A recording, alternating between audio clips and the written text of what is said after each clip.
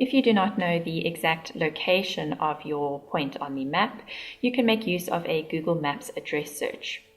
We'll do an example for this record here, where we have the address for this customer but do not know the map location. So we'll open up Google Maps and type the address here, and Google Maps will zoom to this location for us. We can then right-click on the point and select what's here, and this will display the coordinates. If we click on these coordinates, they will display on the pane here on the left, and we'll copy out the coordinates that are in decimal degrees, which we need for our mapping in SpatialXL.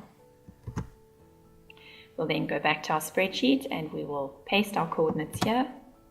Normally data copied from Google Maps pastes into a single cell, so we can copy out the data as we need it. So we'll copy the latitude and leave the longitude value here.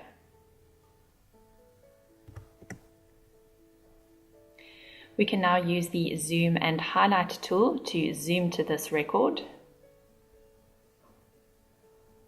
And if we zoom in here on the map, you'll see that this customer has been highlighted. And if we check it with our Google Maps, you'll see that the point is in the same location.